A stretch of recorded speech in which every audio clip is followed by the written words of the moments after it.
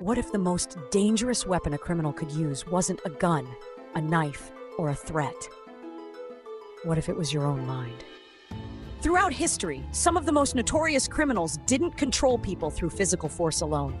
They controlled what people believed. They made victims trust them. They made followers fear them. They made ordinary people obey them willingly. And the terrifying part, most of the time, the victim didn't realize they were being controlled until it was too late. Bernie Madoff didn't need to promise people unbelievable riches. Instead, he sold something far more powerful: safety. His image was calm, sophisticated, exclusive, and trustworthy. He surrounded himself with an aura of elite credibility.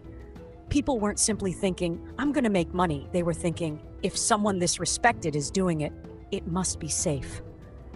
And that's a powerful psychological trap. Humans don't always follow the person offering the biggest reward. Sometimes we follow the person who makes us feel safest. Frank Abagnale became famous for impersonating people in institutions, including posing as a pilot and other professionals. One psychological principle stands out: certainty is persuasive. When someone speaks without hesitation, dresses the part, and behaves as if they completely belong in the room, people often question themselves before they question the person. That's because confidence can create the illusion of competence.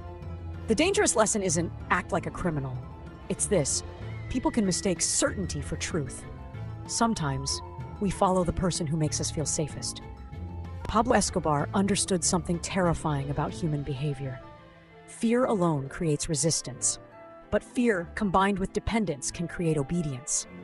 Escobar became notorious for extreme violence and intimidation, while also funding community projects and giving money to poorer communities. To some people, he represented both sides of power: the person who could punish you and the person who could help you. When one individual controls both consequences and rewards, people can become psychologically trapped. They don't simply ask, "Do I like this person?" They start asking, "What happens to me if I turn against them?" Charles Manson's control over his followers went far beyond ordinary persuasion. He cultivated intense emotional dependence and convinced followers that they were part of something special. And this reveals one of the deepest forms of psychological control: making someone believe they are finally understood. If you make a person feel invisible, you can gain their attention. Make them feel misunderstood, and you can become their confidant. But make them believe only you truly understand them, and you can become the center of their world. That's when influence can turn into dependence. Organized crime figures, such as Charles "Lucky" Luciano and Carlo Gambino, became associated with a different psychological weapon: restraint. They didn't need to constantly announce how powerful they were. Silence can make people fill in the blanks themselves. When someone reveals little, others begin creating their own explanations. What does he know? What is he capable of? Why isn't he saying anything? Sometimes, the less information people have, the more power they imagine you possess. Imagine someone who is calm one moment and brutally unpredictable the next. That uncertainty can become psychologically devastating. If people know exactly what will happen, they can prepare. But when consequences constantly change, people begin monitoring every move. They become hyper-aware. They hesitate. They obey. This is why unpredictability can be so psychologically powerful.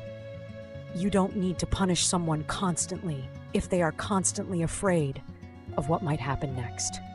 Meyer Lansky was known as a highly strategic figure within organized crime.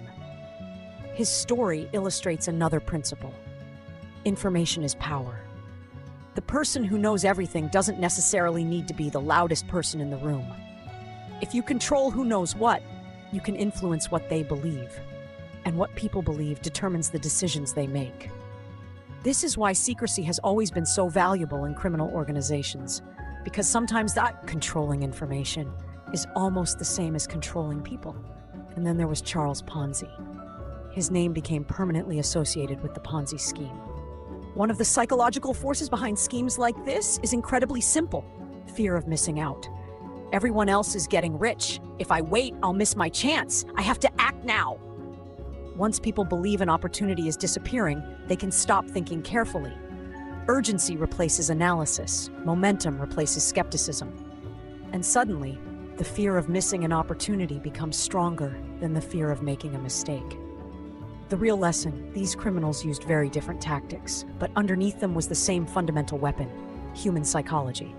Madoff exploited trust. Abagnale exploited perceived authority. Escobar exploited fear and dependence. Manson exploited emotional vulnerability. Organized crime figures exploited mystery and uncertainty. Lansky exploited information. And Ponzi exploited urgency. The frightening part isn't that criminals discovered these weaknesses. It's that these psychological tendencies exist inside almost everyone. You want to trust, you want to belong, you want to feel safe, you don't want to miss out.